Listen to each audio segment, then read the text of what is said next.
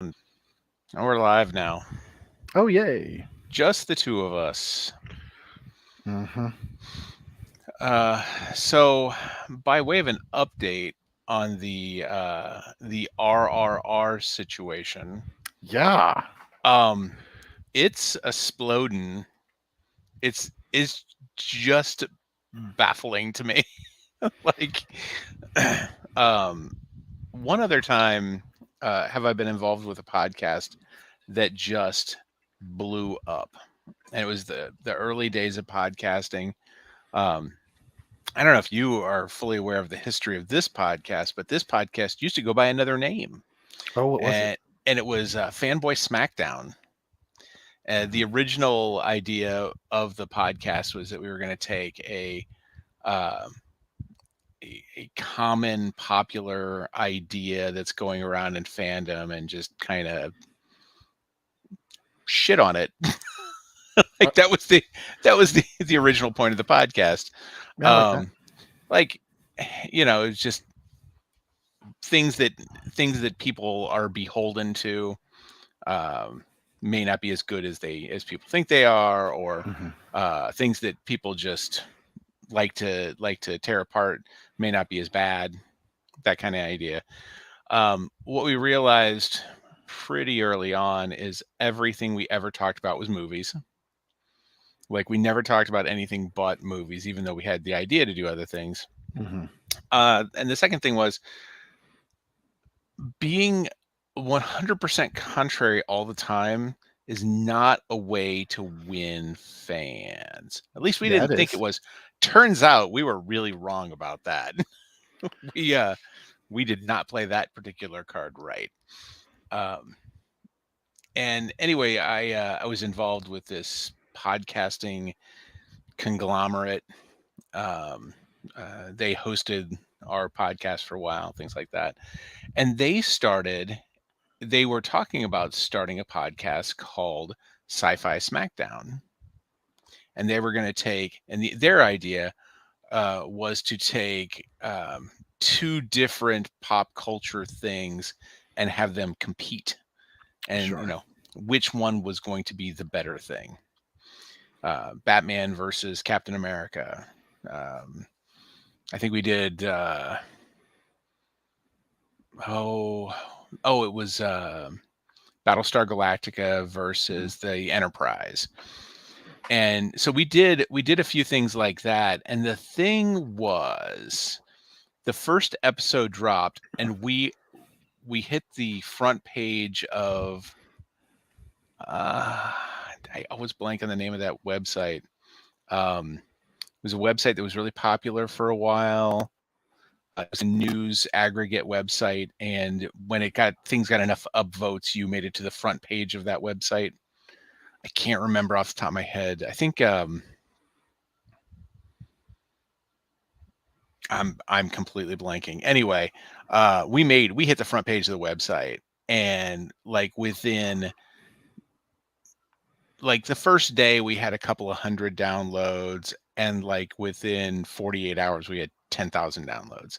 Wow. Which at the time, this was in the, like the late aughts, like 2008, I think.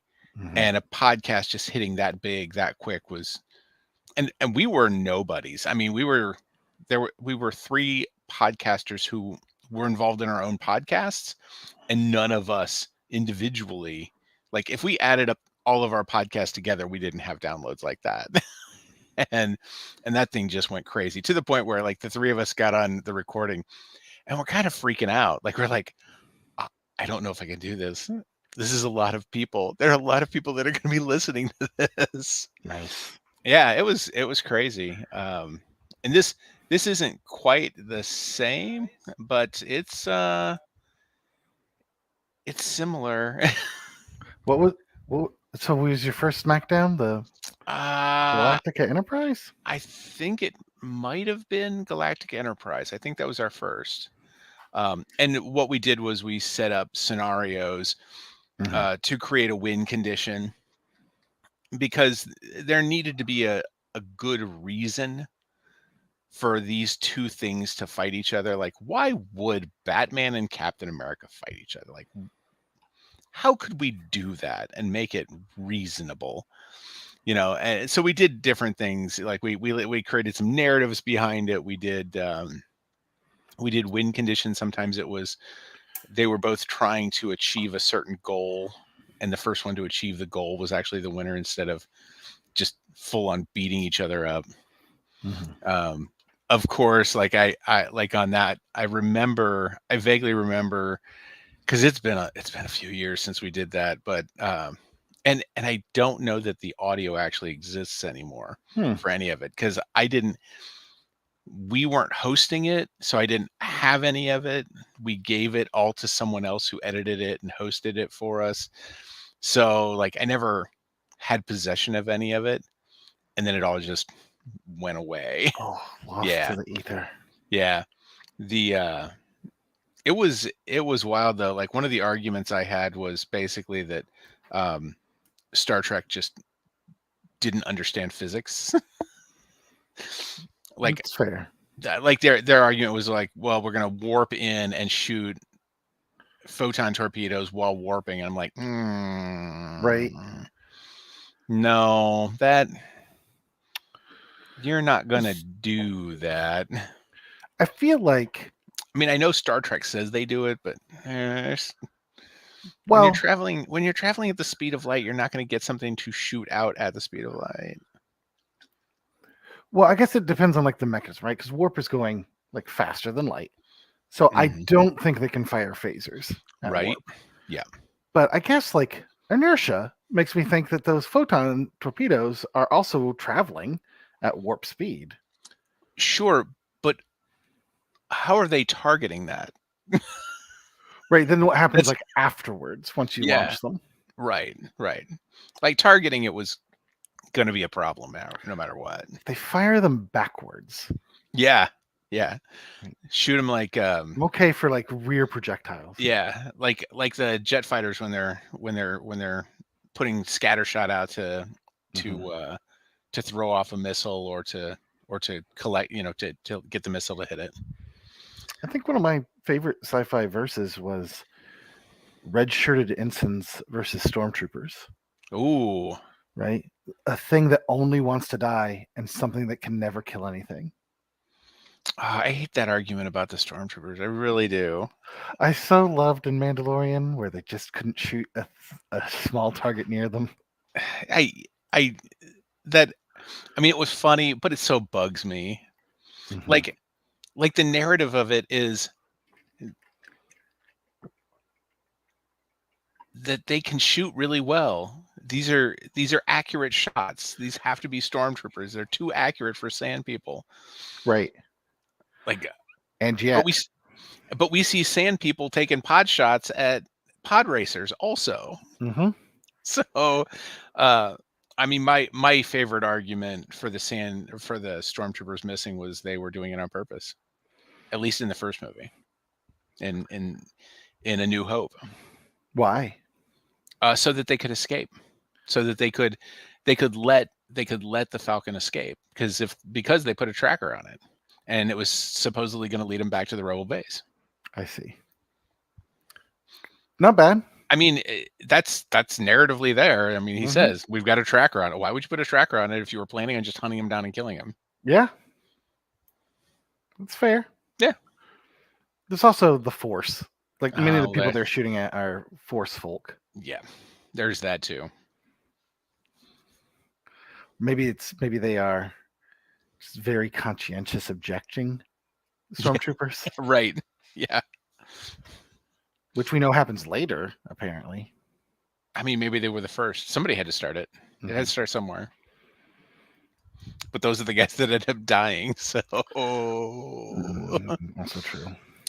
Yeah. So right now, and this has gone up from earlier today. I'm looking at the numbers. 2,962 views on the RRR episode. 130 likes, thumbs up. Nice. 31 comments. to which I've read all the comments and have liked and thumbs up most of the comments, just because I think the only one that I did not do that with was the "shut up, spammer" comment. Oh, I gave that one as many thumbs up as I could. Yeah, though I did collect that, and I'm using it against David every opportunity I get. He says anything, and I Nice. just respond with "shut up, Shut up, spammer." spammer. Uh, Mhm. yeah, but we've got a lot of good recommendations for other films. Most of Nice. them are the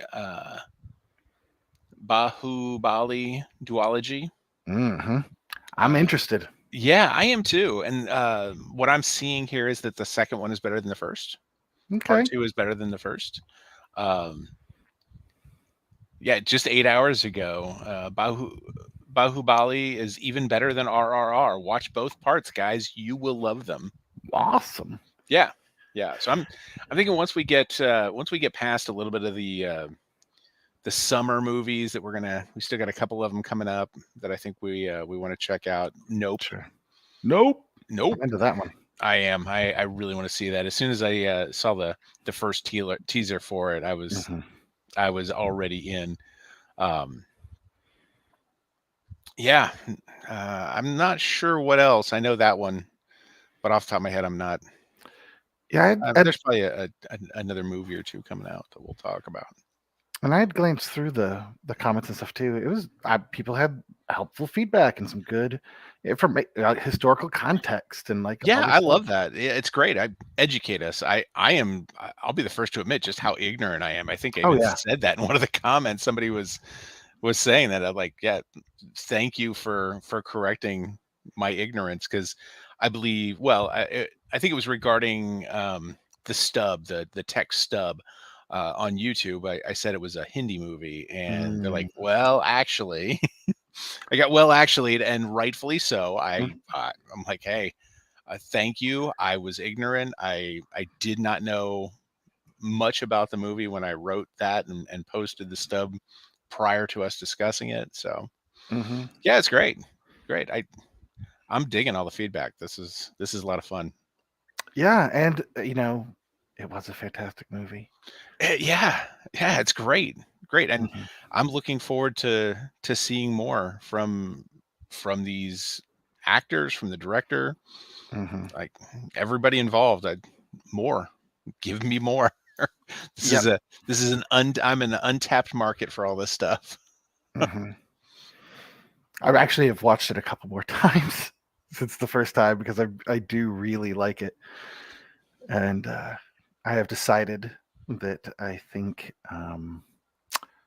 Rom is the hotter of the two men. All right. I think it's his mustache. It is just so delightful. It is. It is a great mustache. It is tough because mm, Beam, Beam. he had just the most expressive eyes like ever. It was Oh fantastic. yeah. Yeah. These These guys were guys, great. they really are. And like, and I they're it's probably not true because they're probably just really great actors, but I really want to know that they're buddies like in They're real life. besties. I Yeah. want a montage of them hanging out at like Starbucks. Right. Yep. Yep. Mhm. I'd Yeah. take it. So it's great. More. Mhm. I also had a real like. There was a one of the comments was about how upsetting it is when world cinema just gets compared to Western cinema, right? Mhm. And I really resonated with him. Like, yeah, I would see why that would be really upsetting. And Yeah. so yeah, and these movies standing on their own and being good in and of themselves, not good in comparison to, I think is like an important piece. Absolutely. Absolutely. Yeah.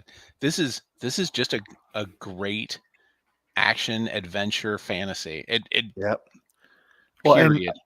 yeah, and I guess that's it. Like it, and it's like inspired by history, and again, because growing up where I did and when I did, the only history I ever learned was like white men history, Oh yeah. right? And so like what I learned in school about India and pre-partition, like all of these things, was not at all like what the reality I was like. honestly I honestly don't I don't recall being taught much, if anything, Hmm. about the entire region. Right. Just we just weren't. Um, I know growing up, I had a little bit different experience, but apparently it wasn't all that different from what I understand, because I grew up in the military. I was in like I can't I at one point I'd be able to rattle them off. I think it was like 8 or 10 schools by the time I graduated high school. Hmm. So like, and this wasn't staying in one district and going through a district. You might go to 4 schools. No, no, no, no. I was all over the place. I bounced in and out of Catholic schools, which 0 stars, do not recommend, at least around here. In this area where I live, we actually have really good public schools, and the private schools are not great. Mm. Like, I remember in 8th grade, I asked a question in my math class, and he gave me this answer that didn't make a lot of sense. And I was like, no, no, really, how does this work? Like, I know this is math, but how does it work? And he's like, yeah, at some point, you're probably going to take calculus and they'll explain it to you. And I was like, what?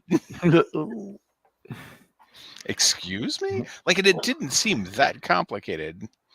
Like, It's like, yeah, turns you'll find out later. yeah, it I turns don't out want it was actually probably closer to trig to.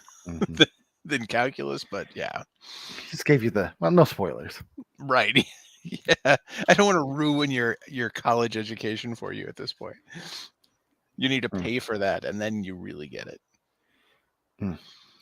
Yeah. But I seem to have learned the same uh, from from Columbus through, Right. like, sometimes we'd make it as far as uh the Civil War, just past the Civil War. We'd Hmm. hit Civil War, and then we'd jump ahead and talk a little bit about uh just very briefly hit on World War I, the Depression, and the start of World War II, like some of the high points of World War II. Hmm. But almost never did we get any farther than that. We never went further back Hmm. than Columbus. There'd be a little bit of discussion about Europe, and we had to leave.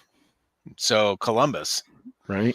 and it Enough was, about other parts of the world. yeah, yeah. The funniest was when in college I finally took um, European civilizations in was it Western Europe? It was like a history of Western Europe. And it was fascinating because I got the exact same period of time taught to me from a completely European perspective. And like everything I was taught was like the colonists were assholes. They were just Sure. ungrateful tools. They were just children. And I was like, that's not the history that I was taught. But it kind of taught me to look at it from another point of view. And this is another point of view that I've just not been exposed to. Hmm. Yeah. And so I love it. I love it. We get Yeah, to see that. yeah, it's great. It's great. And I think this movie we're going to talk about kind of does another thing with that, with not historically, but just let's get into it. Hey, Yeah. this is Tony. That's Mitch. We're the Backseat Producers, and tonight we're going to discuss Animal World. Hmm. Yeah. So, Mitch, you brought this one to us. Yeah. It was a pandemic watch for me when we were all alone. Mm, I'm just thirsting for content. And I'm like, oh, this is brightly colored. I'll check it out. And I was not disappointed. I while I watched this movie, I kept thinking, why are they doing this? Who is this for? And I'm like, oh, it's for me. Like every weird choice you are making works for me, but I cannot imagine why you are making these choices. right, right. Um, I think the thing I was most impressed about was that you made it past the first 10 or 15 minutes. Mm-hmm. Because the first 10 or 15 minutes, I was almost like, Mitch, what are you doing to me? Like, why are you making me watch this?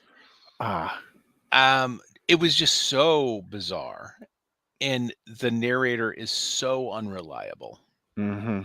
because he maintains his status as an unreliable narrator Mm-hmm. throughout. Like, and he loses that stat. Like for a while, it's like, wait a minute, I think this is all really happening because oh wait, no, nope, there's a monster again. Mm-hmm. Um, I get it, but I don't get it. Yeah. Yeah, I gotta say, I'm not. So I guess the best way that I have to describe it is that for this character, when he is in stressful situations or conflict, what happens in his brain is that he becomes a murderous clown. And Superhero ninja. yep, a super ninja murder clown who is fighting what kind of look like the aliens of like Men in Black era CGI sci-fi. Yeah. Um, I don't know. They seem a little better, just a little. I mean, I guess their structure, right, yes. reminds me of what I would see in that Like there were some of movie. those design concepts. Yes, Yeah, right. They look absolutely. like, yeah, Men in Black style to aliens or monsters or shark hybrids. I'm not sure what exactly they are, but they are Yeah. monsters, Yep. and they need to be destroyed in like very bloody ways. Yeah. And everyone's blood is a different color. Yeah, Fluorescent different color. it's it is quite a festive gore. It really is. Like it makes it not as gory. It does, right? It's like, oh, we watched that. Oh, yeah, just one v one today. Yeah. Thanks.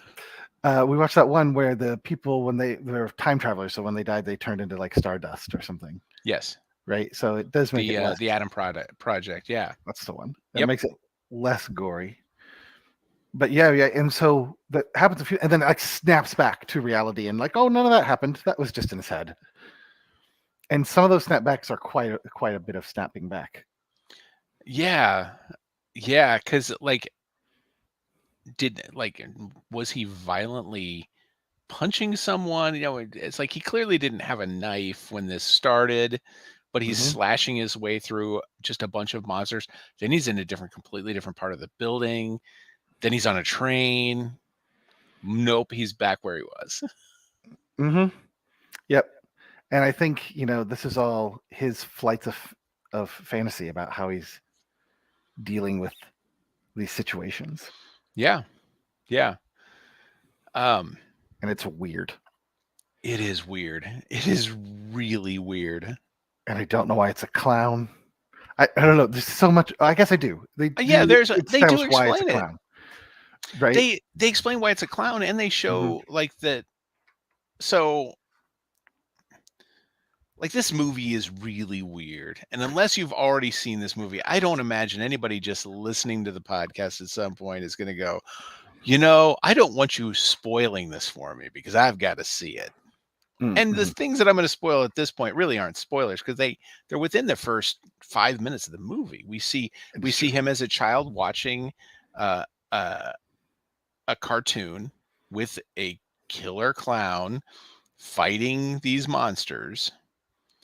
And what we don't realize until much later is he's watching it when something very traumatic is about to Hmm. happen. And we don't get that until like I think the post credits scene. Was that the post credit scene or that was just at the end? Yeah, yeah. Just toward the end, and then It there's a was little, yeah. yeah, and so we get that, and then all we know is like this is his coping mechanism or his psychosis. Like he says, "I'm crazy." Hmm.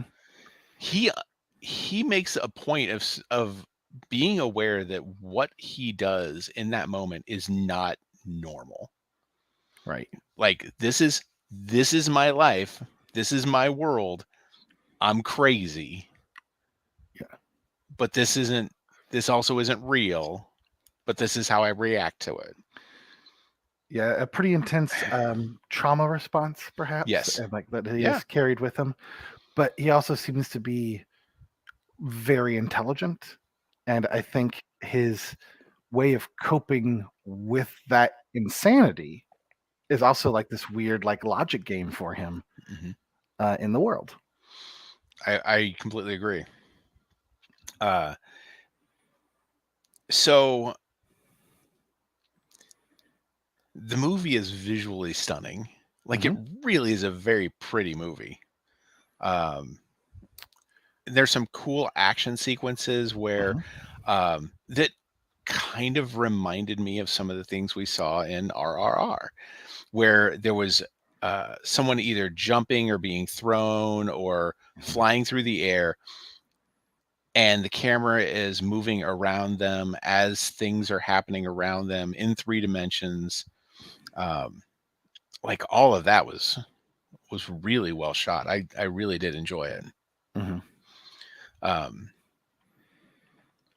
And there's a throughout the movie, they need to relay data and information to the mhm. audience, right? Yes, About numbers and stats and these kind of things. And I think the way that those get communicated to us, get shown to us, is also really smart and good looking, right?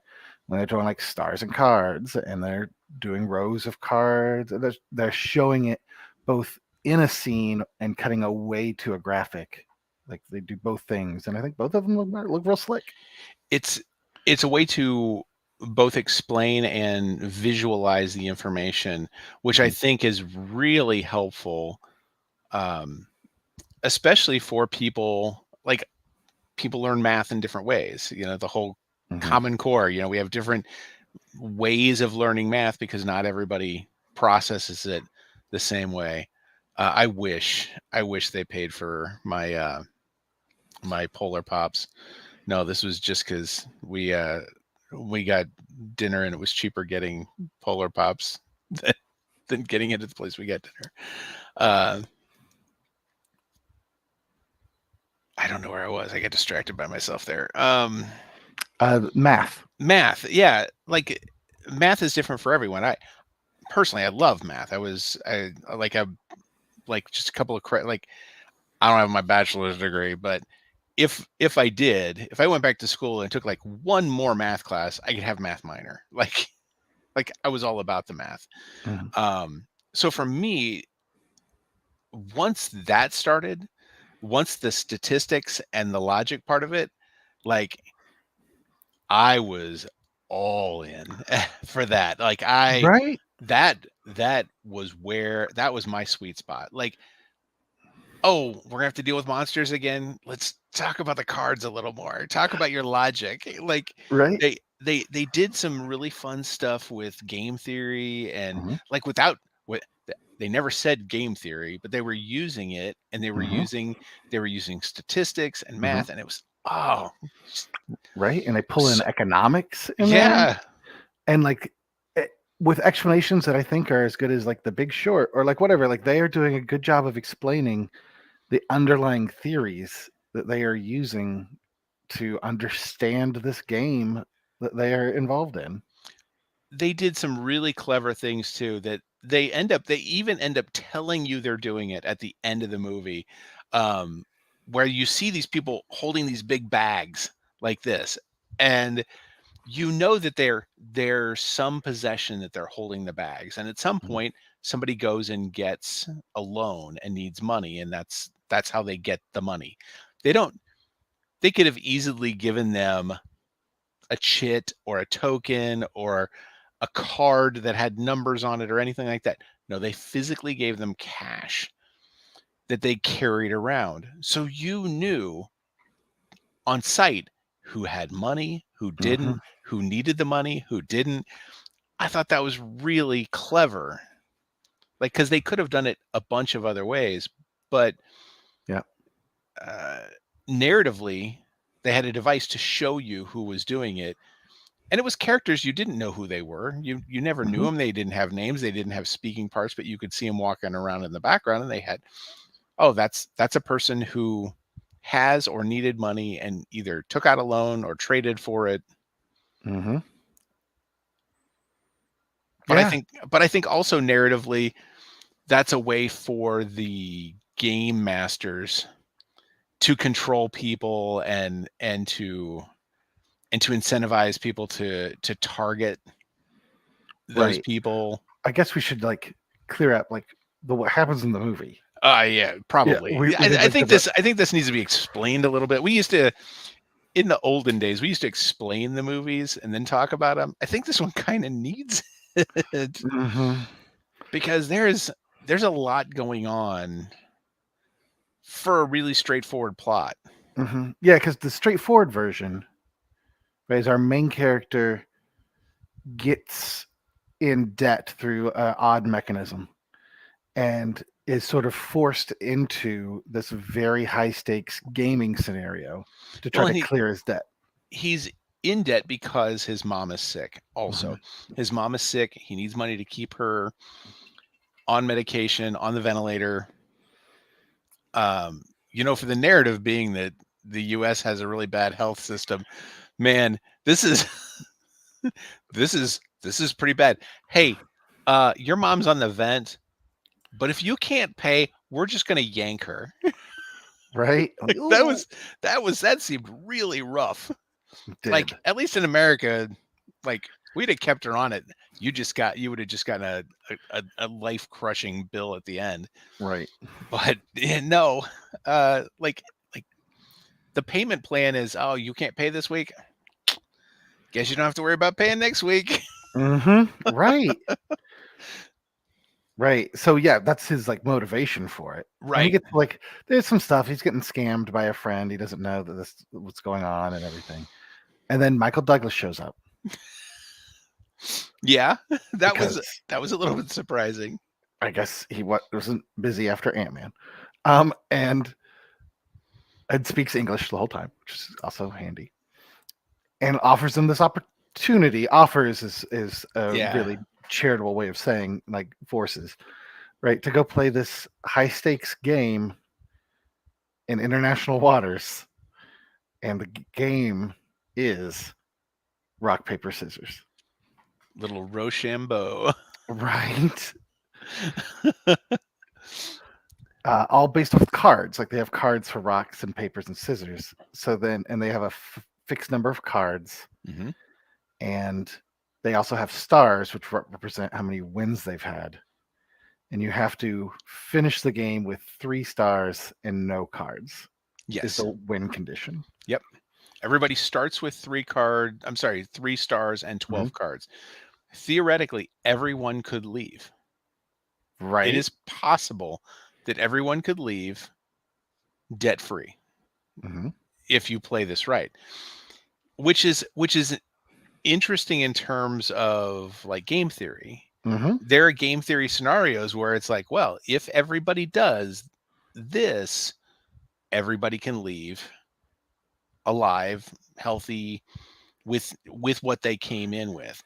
Um, Yeah, but but there's always going to be somebody that's going to play the game, right. and you have to trust that the other players are going to play the game, and then you're betting on whether they're going to play the game.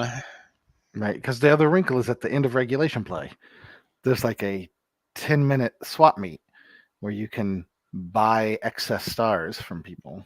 Yep, yep.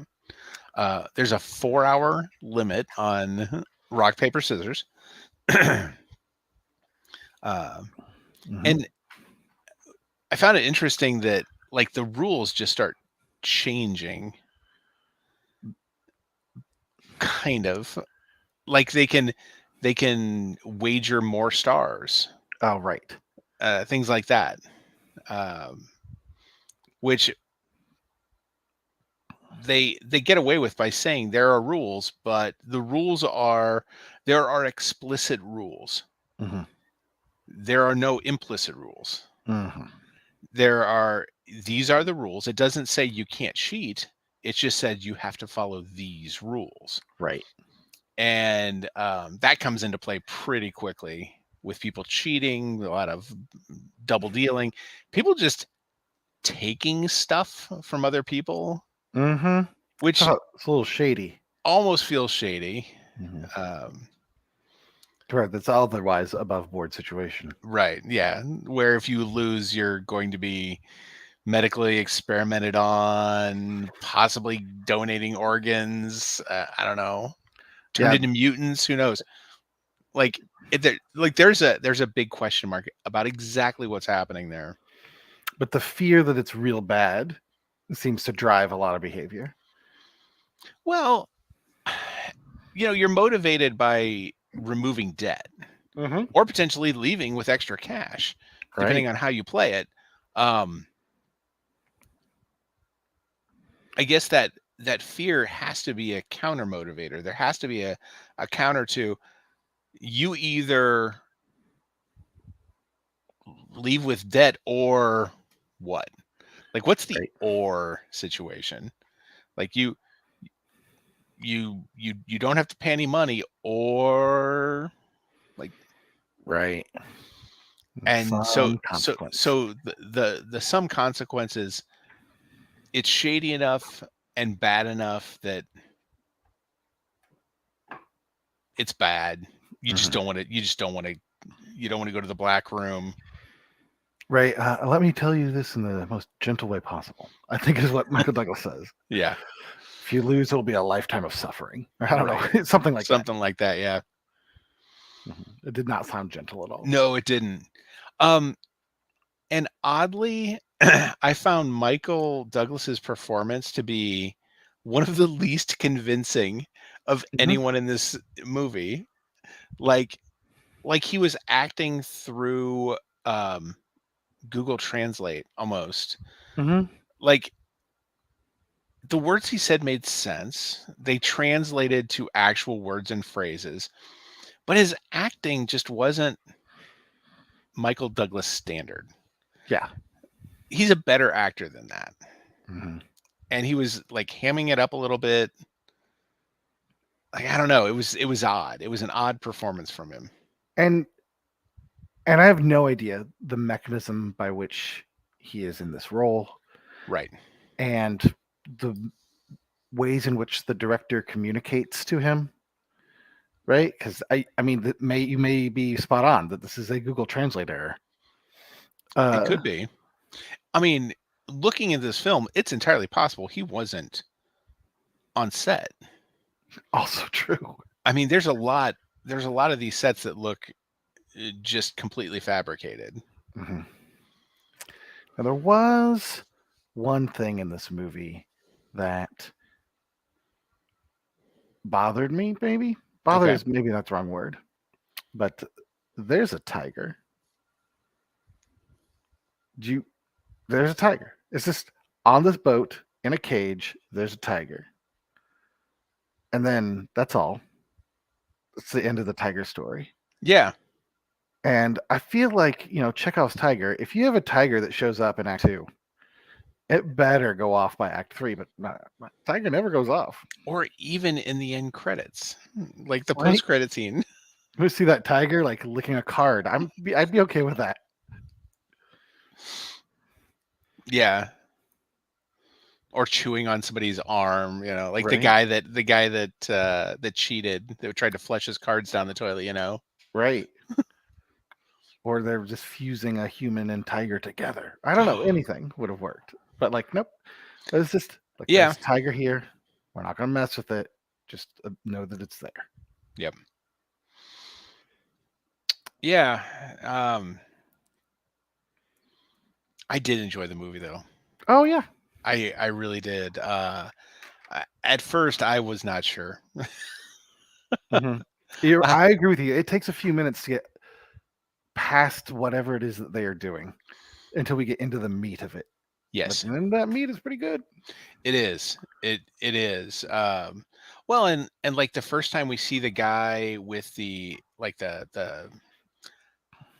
it's like the cyberpunk ninja. It's like the best way I Oh, can right. describe him.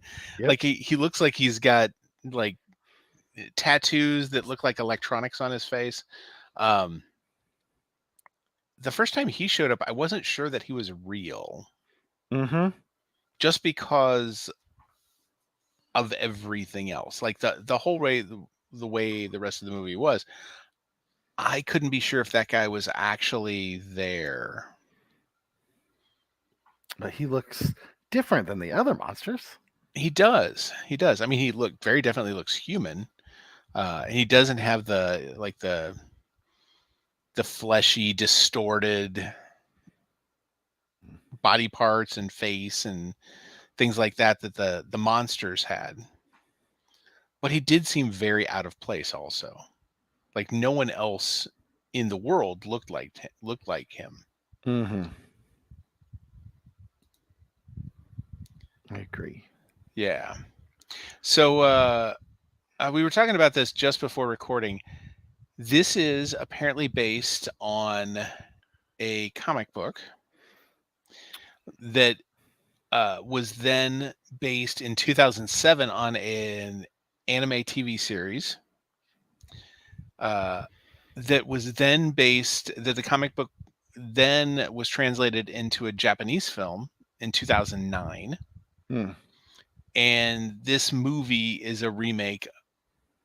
It's This is saying that it's a remake of the movie, that it's not going back to the original source, which from some of the stuff that I've seen, it makes sense that this does look more like the movie than the anime does. Like they took that Whew. original source material and it has adapted, and then they adapted from the movie instead of going back to the original source material. Yeah, well, I mean, it definitely seems to have a lot of stylistic elements of both a graphic novel and an anime and film adaptation. Like, I see all that. I can see all that in there.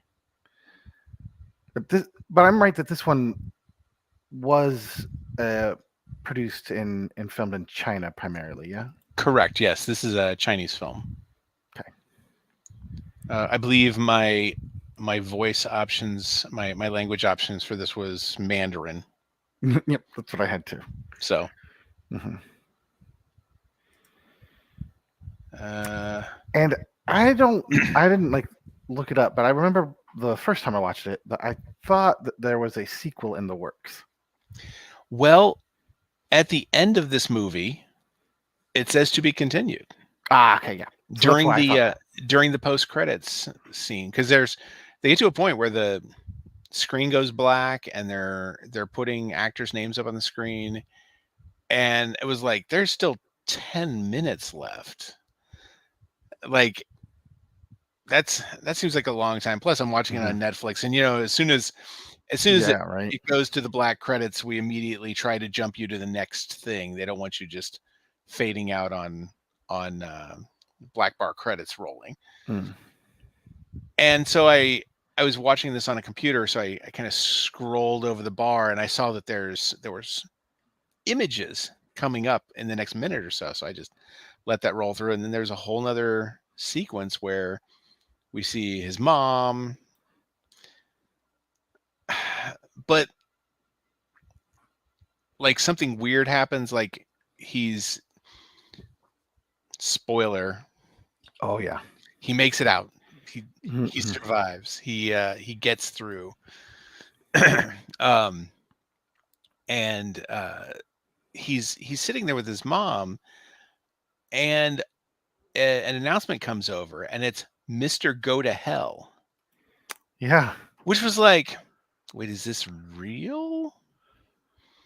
Because he doesn't seem to act oddly when it's announced. Like he's not like, Like, "Oh, you got me," or right. anything like that. He's just like, "All right, I got to go check on what this is." Um, and then we see the cyberpunk ninja and Michael Douglas again, and then we get the to be continued. Hmm. And Michael Douglas delivering his interesting. Right. And it's just like, okay, what more story are you going to tell? This Yeah. seemed like a pretty neat package to me. Tiger accepted. Right. So like maybe that's what are we doing in for the animal world too? More about whatever organization puts on this competition, more about our main character's history or his family. Yeah. So you mentioned it earlier, and I don't remember if you mentioned it while we were recording or before. Hmm. Um, you mentioned Squid Game, Oh, right.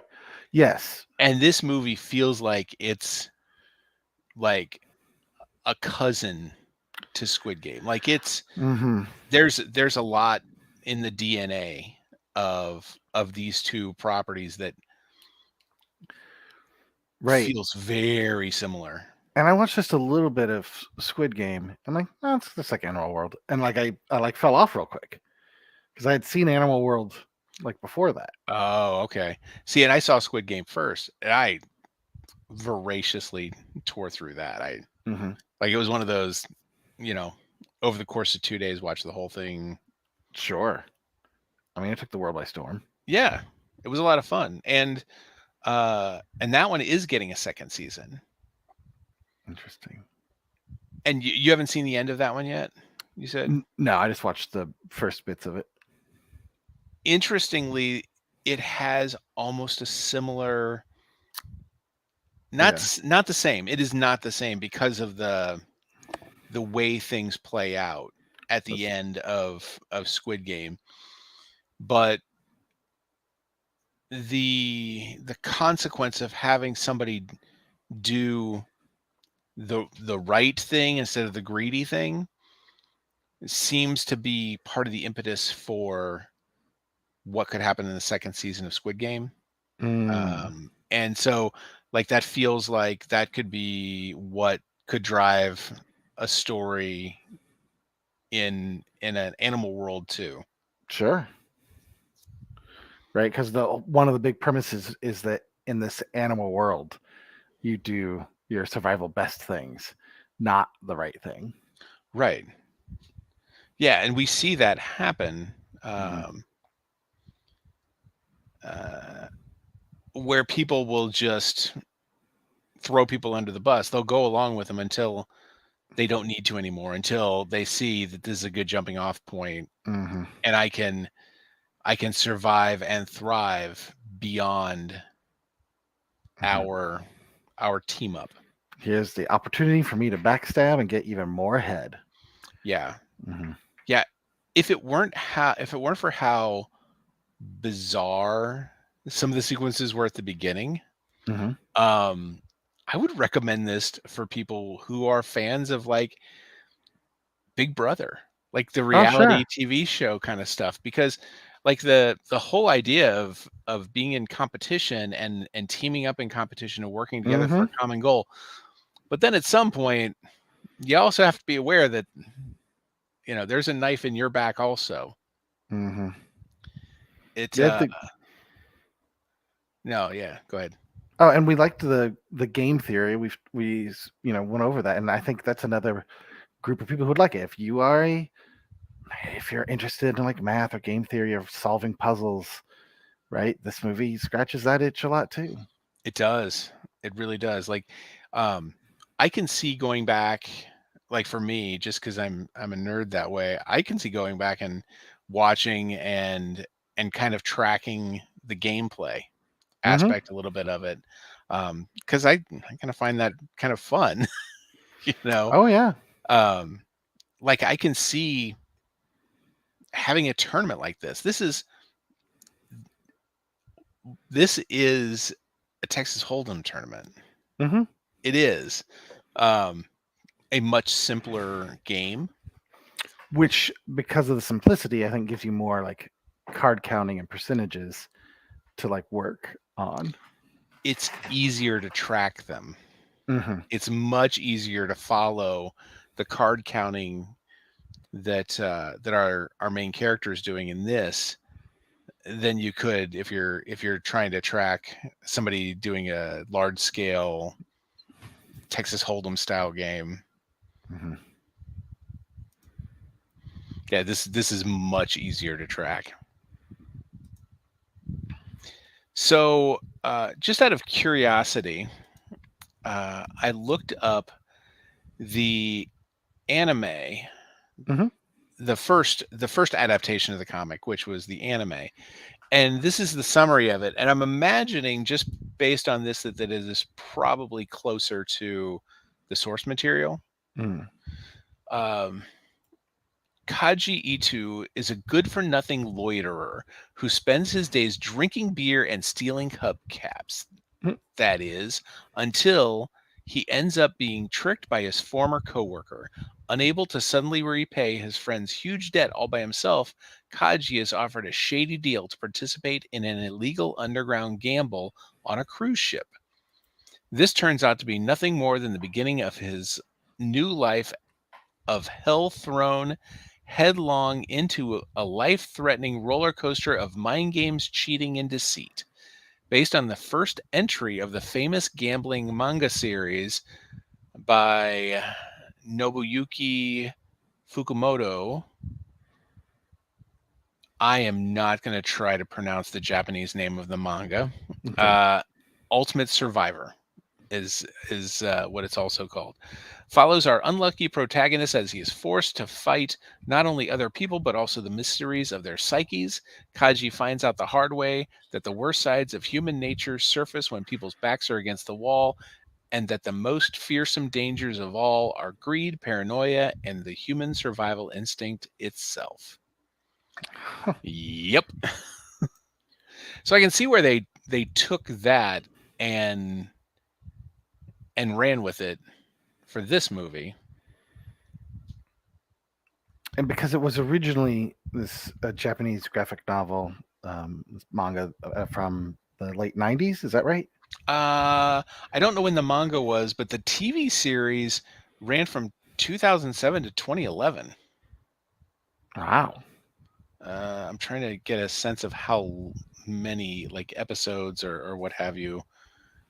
It's hard to tell on IMDb. 3 years, 2 seasons. It had 2 seasons uh, between 2007 and 8, and then 2011. Okay, I see. The individual episodes that I'm seeing here, 52 episodes total. Hmm.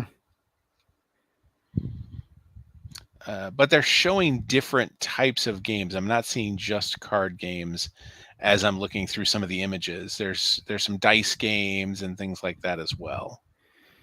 So if we're going to follow his ultimate gambling. Right, yeah.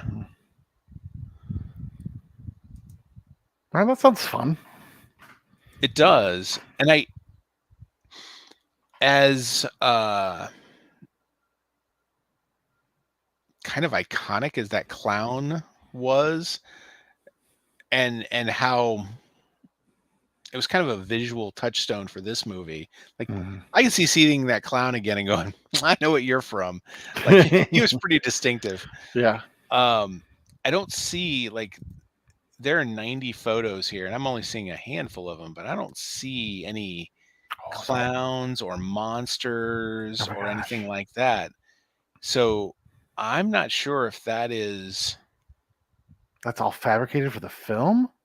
or for Ooh. this, or for the original film, Oh, yeah. the Japanese film, which it might be. I haven't actually looked too far into that one yet. Um, but the first thing I saw about that, it did seem that the description of that seemed to be closer to this, even the images of it. Um, but let me see. Oh, Yeah, there's only a few photos here, but there aren't any like of the clowns or monsters or anything like that.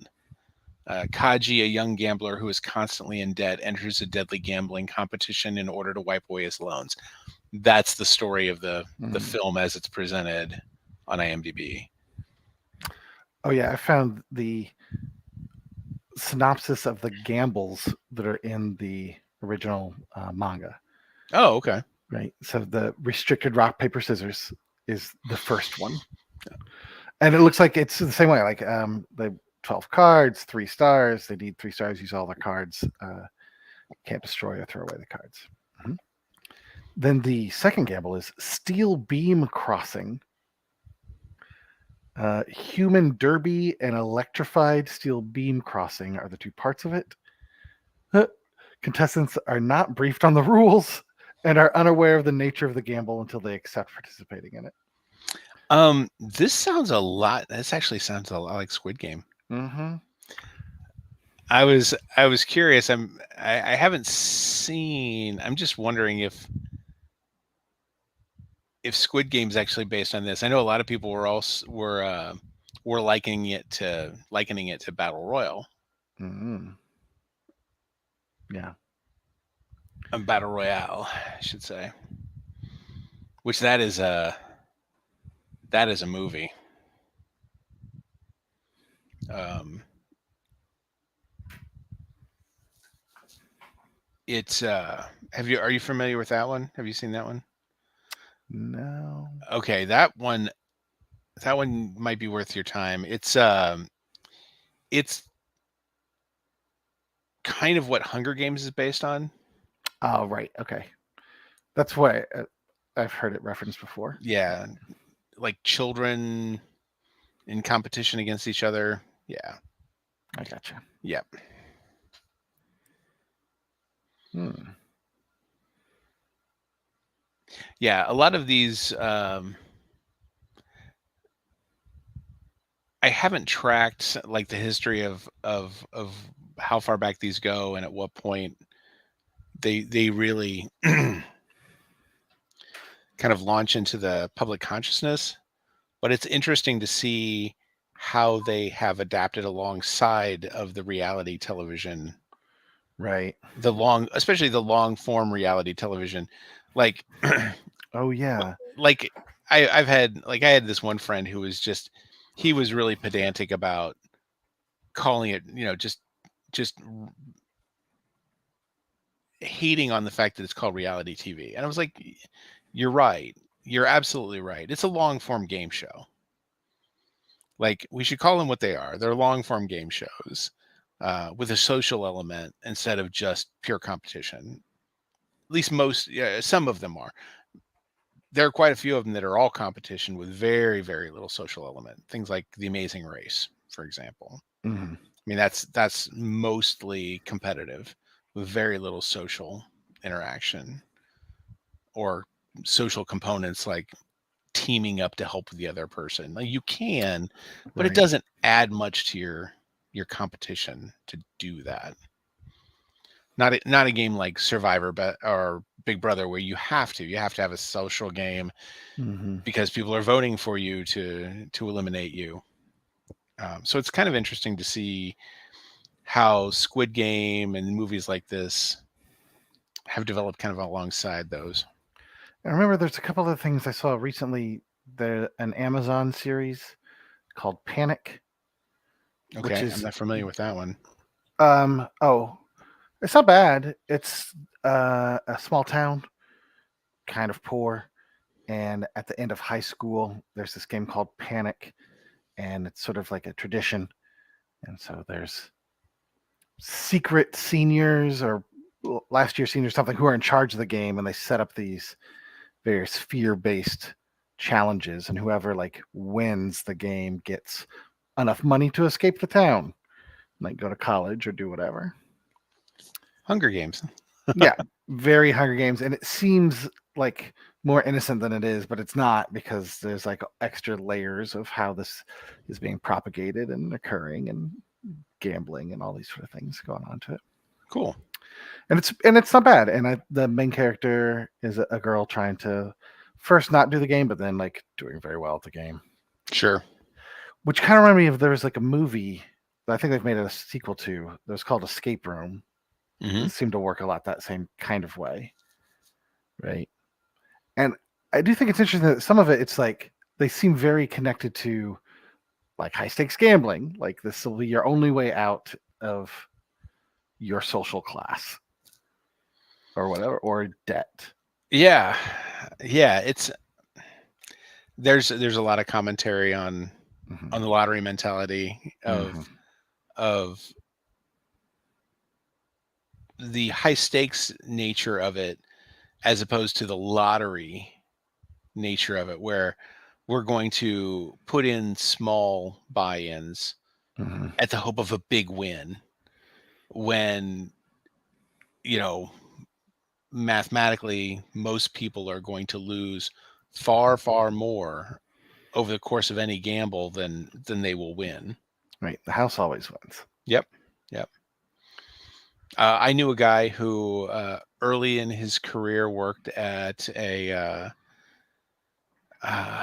can't remember what it exactly was. It was a very physically demanding type job. They got paid at the end of the week.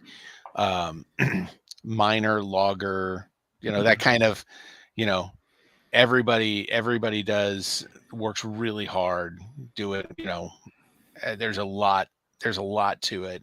Sure. And he worked out that and he talked to enough people, and he figured out that um, he got, I don't remember the exact amount they get paid, but let's say it was $1,000 at the end of the week, which is great pay at the time, but it was physically demanding, seasonal work. You couldn't do it the whole year. Um, but these are young, hungry guys. They're looking for a lot of quick cash, and he worked out a deal with a big portion of the crew that he said, "All right, every week I'm doing this game. You pay me $50 and you're in. If you win, you get my paycheck. That's it. $50, you get my paycheck if you win." The math on it, you need 20 people. Right. As soon as you hit 21 people, you're Doesn't making matter. money. And Right. he Yeah. was getting like 50, 60 people at a time doing it, Nice. because for $50, the chance to win 1,000 was well worth it, especially that, like, the hours they were working and stuff. Like, for them, it was, they were gambling an hour at the chance of getting 40 more or something, Yeah. something along those lines. So the gamble was worth it for them in their mind, and he was walking away just just making money hand over fist. Nice. Yeah. That's a good plan. Yeah. Yep. And It's the so I same think reason that I don't join in on the lottery pools at work. that is true. Why don't you do that, Tony? Um, because I'm really good at math. Hmm. And then I can't stop my wife from, every time it hits a certain number, just going and buying tickets. All right. Right. Well, yeah, but it's that whole deal, right? Like if you wanted to bet on which blade of grass a golf ball was going to land on the green, Yep. right? Well, there's billions. It's, I mean, you're never going to pick it, but that golf ball is going to land on a blade of grass. Yeah. Yeah. Probably on quite a few, Hmm. depending on, how it hits and rolls and bounces. Sure. Right. And of course, then those blades are like, oh, why me? Yeah. Mhm. Right. Then again, I'm also the guy that walked into a gas station a couple of months ago, threw $20 into a machine and walked out with 570. Woo! So, like, My mom enjoys casinos and gambling, and the slot machines in particular, mhm. but I just can't get behind it.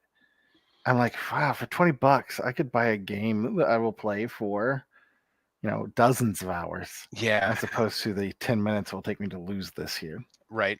When I go gambling, I have an amount, and that amount is normally somewhere between 20 and $50, Hmm. and I plan on being there for hours. Like, and I kind of, my my entertainment valuation on it is, what's it cost for me to go to a movie Hmm. on a weekend night by myself? How Hmm. much will I spend for the ticket, for the popcorn, for the soda? Because I have to do the popcorn, soda also. Sure. Um, how much is that going to cost me? Realistically, now that's about 40, $50. you know, it's a little bit less than that, but it's not Sure. too far off. No, It's you're right. really not too far off. And it's for if I'm going by myself, it's about 30, 35, I think. Um, Mhm. but yeah, all right. So if I'm gonna go gambling, I mean, the nice thing is most casinos give you free drinks. So it's like, all right, I'll have a couple of drinks. I'll throw this money into a machine, and when the money is gone, or if I get to a certain point above it, I walk away and just go enjoy my drinks and watch other people because the people watching at casinos is a lot of fun. That is also true, right? It is interesting what you see there. Me accompanying my mom to the casino, I've seen lots of people Oh yeah. uh, doing a variety of uh, questionable questionable things, uh, which is fine. But I mean, I think you can't escape the math of the house always wins. No. If you could get rich gambling, then no one would have casinos, Yeah, that wouldn't be a business. right? Mm-mm-mm. Yeah. My movie tactic is so I joined the AMC A list, so it's 3 free Uh-huh. movies a week for $20 a month or whatever. That's 3 a week. Uh huh. Mm. Right. Which is I, I can see 3 movies a week, and then I like to go to a matinee, Mhm. and I will bring a few egg McMuffins in my pockets, and that will be my snack for the film. That's a solid choice. That's Uh-huh. a solid choice. And I will usually buy the drink part because I consume a lot of fluids. Yeah. Yeah.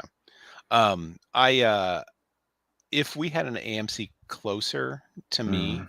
I would consider that probably certain times of year. Oh yeah, For me, yeah. Well, you got to go like Edwardsville. Is that? yeah, Edwardsville is the closest, or into Missouri. Mhm. Uh, I'm lucky. I've got a 12 screen right around the corner. The yeah. But I prefer the seats at St. Charles. They have the fully reclined ones as opposed to Mhm. the slightly reclined ones. And then I go over to Edwardsville for the IMAX when I want to do that. That's a nice venue they've got over there. Hmm. I've gone to the Edwardsville one for a few of the Fathom events. Oh, sure. Yep. And then they do other special events there. Like I think I saw the Deadpool 1 and 2 double feature there. Mhm. That was fun. I like doing those bits where everyone in the theater is a fan of what they're seeing. Fathom Yeah. events are great for that. Yes, they are. Yes, they are. I saw the Killing Joke. Oh, nice. Oh, It was not good. it wasn't good. This is the DC animated. This is the DC animated Killing Joke. It was Hmm. not great. Oh, that's It too bad. wasn't good. They felt the need to do weird stuff with like Batman banging Batgirl. Okay. And yeah, I mean, I've seen that online, but yeah, it wasn't that. mm, But yeah, it wasn't great. mm. Now it has been a long time since I've read The Killing Joke. Hmm. Am I right that the plot of it is that Joker wants to prove that if enough bad things happen to someone, they'll become a villain, and he's All it trying that? takes all it takes is one bad day. Yeah, That's for the theory. The theory is it's the one bad day theory because and he also tells multiple versions of him having one bad day turning him into the Joker. gotcha. And so he's the idea is I think he tells like 3 different potential origin stories, and and it's similar to how it happens in The Dark Knight, Uh-huh. where Heath Ledger's Joker, he's telling different variations on the here's how I got my scars and became the Joker. Mhm. Um, this one is more along the lines of one bad day, and he's doing it to Gordon. He's doing it to Jim Right. Gordon. So this is what I wanted for the sequel to the Joker movie that they made not too long Mm, ago. Yeah. because I feel like that would be a nice bookend to that film. The Killing Joke, doing that Uh-huh. kind of story. Yeah. Yeah. As opposed to the musical they're doing. Oh. Huh. That's the rumor. The rumor is that they've got Lady Gaga playing Harley Quinn, and it's going to be a musical. I'm back in. I did not like the first one. The Joker. I did not like the Joker. I thought there were plenty of things in that movie that were done well, but I didn't need another movie of a white guy taking his problems out on the world. Right? Like so much of the ethos of the movie, it's so cringy for me. And I know that like a lot of it is supposed to, I don't know, have a satire or have a lampoon or whatever. Like he's not supposed to be the hero. And yet, just as many people who love Homelander like idolize this character. And so it just like made me feel bad. Yeah, it kind of gave me the same feeling as like when I see people who have, Joker and Harley pictures, and they're like It's not a healthy relationship. relationship goals, and I'm like, oh no, please Mm-mm. don't, please don't. That's not. There's nothing healthy about that. Right? Um, Harley and Ivy. Now, come on. I mean, that's a great relationship. Mm-hmm. I mean, and it's not perfect. That's the best part. Is Mm-hmm. it's not perfect. They go through their rough spots. I've quite enjoyed what they've been doing on the Harley Quinn cartoon. I haven't watched it yet. It's Oh, on my list. I've heard really good things, there's lots to and like about it, yeah, A- that's what I've heard. including Jim Rash voicing the Riddler. Oh, yeah, I can see that being great. Mm-hmm. And I think Alan Tudyk is in for Clayface and the Joker. Oh, that's cool. Yep, That's very cool. that guy's great. Yeah. Yep. So yeah, I mean, there is lots to like about that cartoon. I think so. That's good. Well, what are we doing next time? We don't have anything on the books for next time, and we are not recording next week. Gotcha. So We got some time to decide. we got some time to decide, and I'm thinking if we can all see it between now and then, which we've got 2 weeks, and the movie comes out in 2 days. Maybe we do Nope for the next time we're back. Yep, that'd be Yep. great. I would Yeah. love that. Yeah. Like I needed a reason to see that one. I'm seeing Mm-hmm. that one now. Now it's like, well, we have to go Yeah, because it's just for the podcast. within the last couple of months, I watched with my kids. We watched Get Out and Us. To like great joy from them. They quite enjoy.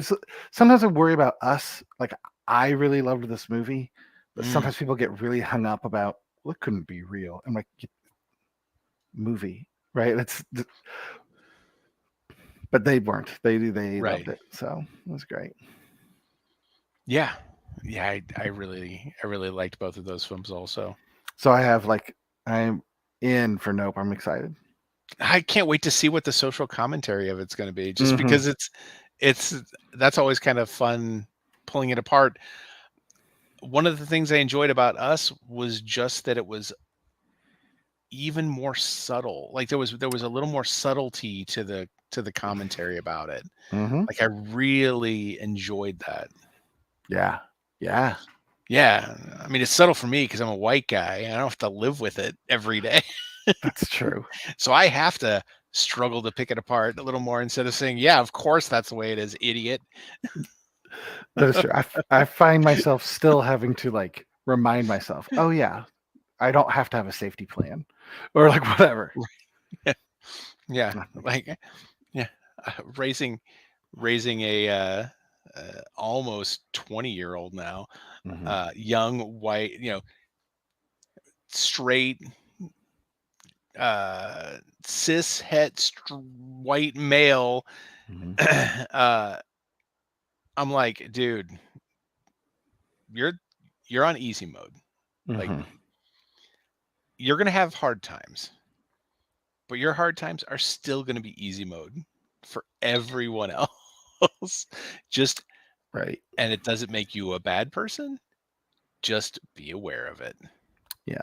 If you Yeah. are aware of it, it makes you ahead of the game Mm-hmm. because you can then empathize with other people and make sure that they have opportunities that you just take for granted. Yeah, I think the line I use for all kinds of stuff is that like, well, so if I wanted to talk about being male, I would be like I don't feel like I'm a misogynist. I don't actively mistreat women. I try my best to pay attention to like what's going on and to not like contribute to the struggles that other people are having. But even still, I benefit from the patriarchy every day. And I feel like because I know about it, I'm morally on the hook to try to do something about it. Yeah. Right? This is sort of like where I didn't ask for the privilege I got, but Yeah. maybe I can help. It's, Well, I mean, fortunately, I feel like we've done a good job because like Holden got an in-school suspension once for being at a rally. nice. It was a anti-gun violence rally, out in Mhm. front of the school, and they tried it. They knew it was coming, and they tried to shut it down, and the kids still walked out of class anyway.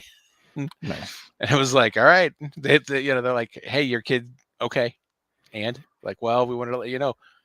So are you going to punish him for that? Well, do you have to? Do you really have to? Yeah. Oh wait, you actually support him doing this? Yep, Mm-hmm. sure do. 100. Last year at school, he took part in uh,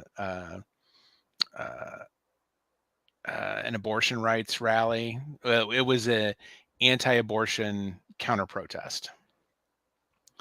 There was I gotcha. they have a section of the school where it's kind of a free area that if you want to post things and do things to promote Mm-hmm. things, it's an A area free that speech zone. it is, yeah. Mm-hmm. and and so they had some people from out of town coming in and setting up placards Sure. and things for that were anti-abortion, pictures of fetuses and things like that. And so like that went out, and like a sizable portion of the student population were immediately inflamed, Sure. and Holden joined them. Right. That's Good the job, dude. advice I often give. Like your voice is just as loud as anyone else's. Yep. Yep. And the one thing, well, his voice is much louder than most people. Yeah. But the like, and I had to tell him like after the fact, I was like, now, you know, you weren't being as loud as you normally are, right?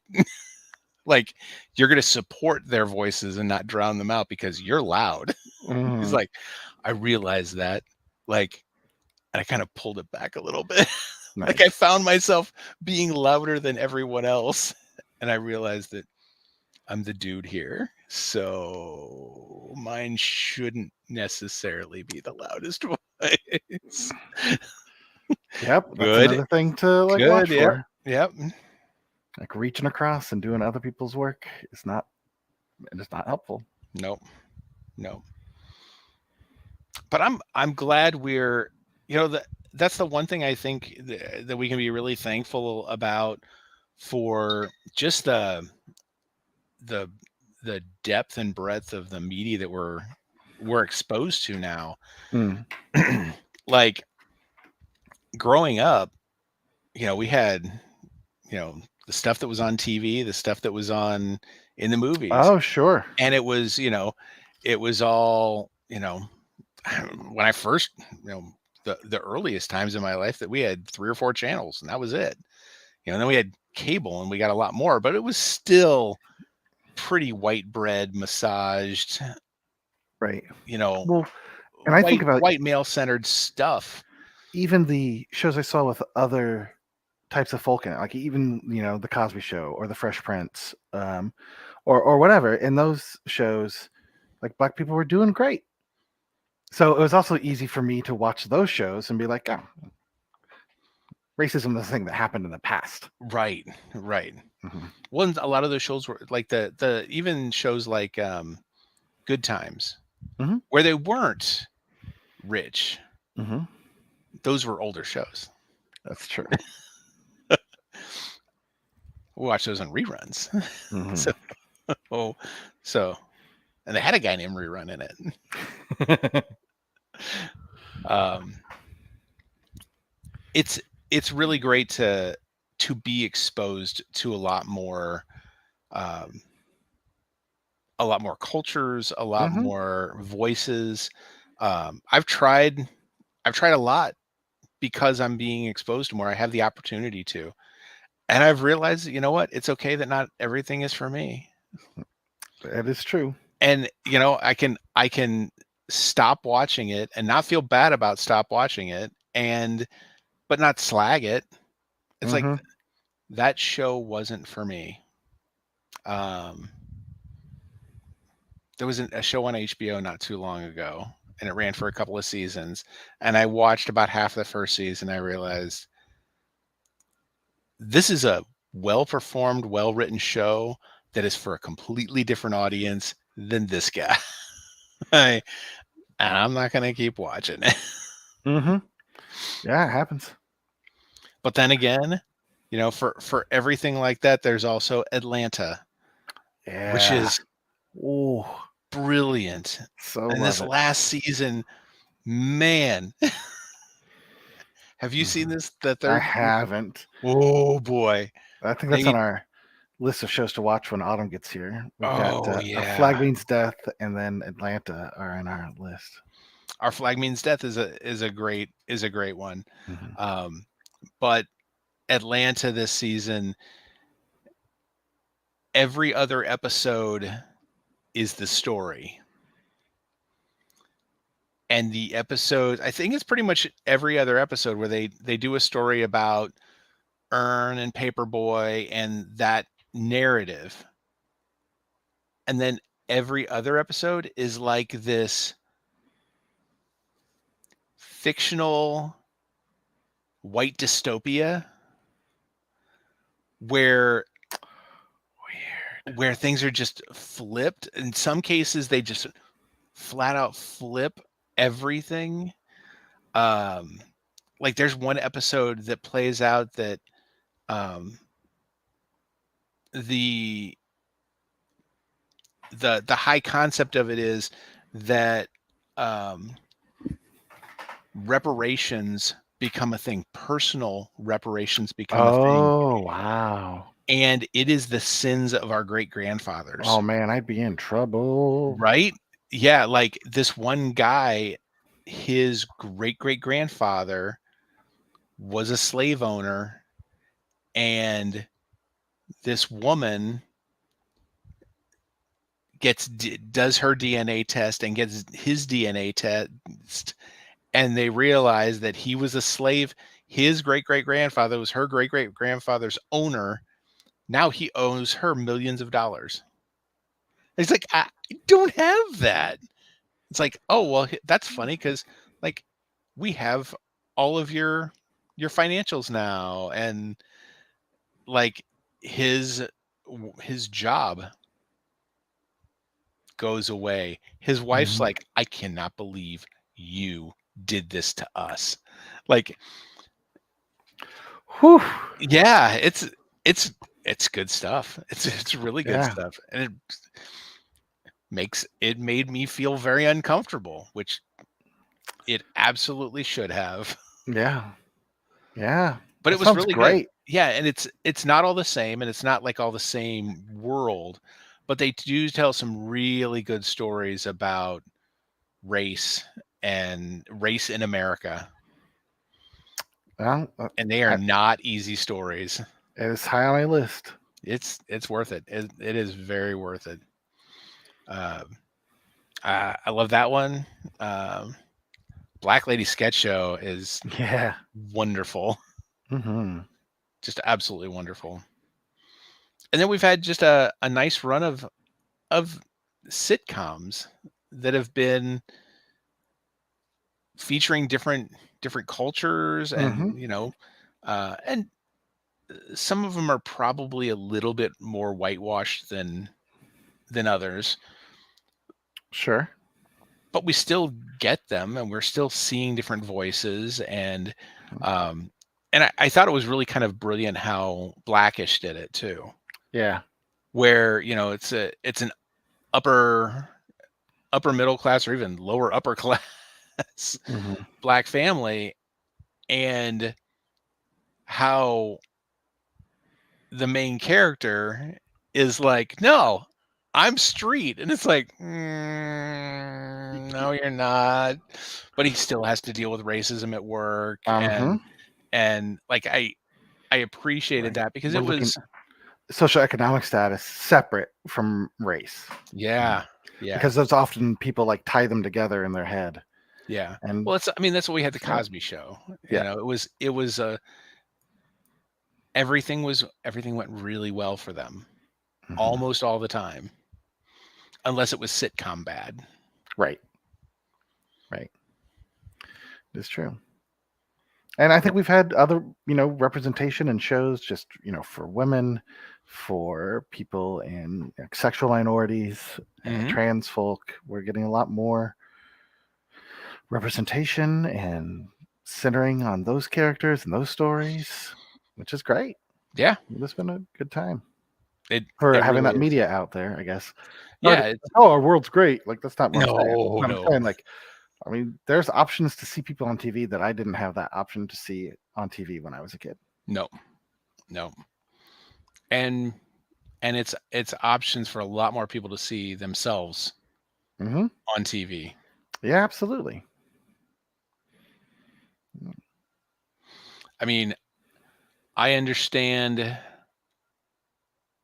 a lot better now about the misrepresentation or underrepresentation than I ever did before. Hmm. I mean, that's just growing up. But Hmm. but I could see it also in growing up because I saw things on TV that would infuriate me about how people in the military were portrayed or Oh, families were sure. portrayed, things like that. Hmm. Because like I grew up in one. One of the things that always used to bug the ever living shit out of me was the military wife trope, Oh, yeah. Uh huh. and it was just like, oh my god, like like so much of it is so different than it's portrayed. It's Hmm. some of the most awesome, strongest. I mean, at the time, the military spouse was the wife. When I grew up, there were a few military husbands, but it was mostly the military wife, the wife spouse dependent, Hmm. and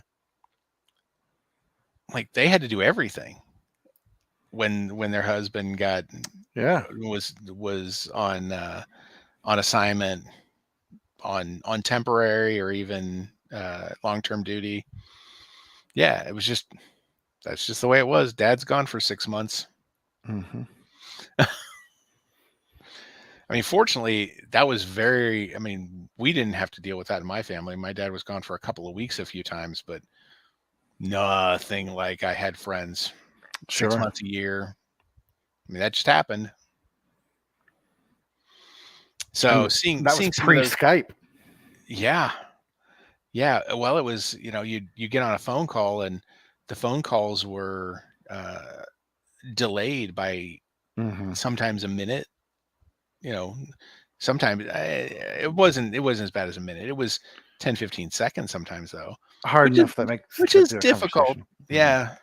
Well, what's really hard is when you pick up the phone. Hello, hello, hello. You hang up. Bum, bum. Yep. That would happen a few times when somebody would try to contact my dad who when they were stationed elsewhere. But Mhm. Yeah, it was rough. Well, Yeah, I'm excited. I'm excited to see Nope, and if we do I am more, too. you know, cross-cultural cinema and stuff, doing Bahubali or some other, world cinema movies. These all seem really great. The stuff we've been experiencing lately has been really good. Mm-hmm. Uh, and the the amount of action, at least in the limited movies that we've experienced, the ones that have been really popular have been Mm-hmm. heavy action. Sure. It's easy to understand how these movies translate across culture, especially Right. when our biggest movies in their culture are the big action movies. True. Yeah. It's it's it's easier to understand because so much of the story that you're being presented is a visual story. Mm-hmm. You don't need as much dialogue to get your point across. You get the emotion of the action and the acting because it's big, it's exaggerated, it's over the top. Yep. Yeah. That'd be good. Yeah, I'm looking forward to it. All right. So probably be doing Nope in a couple of weeks. Awesome. All right. I know. We'll see you guys later. All right. Bye.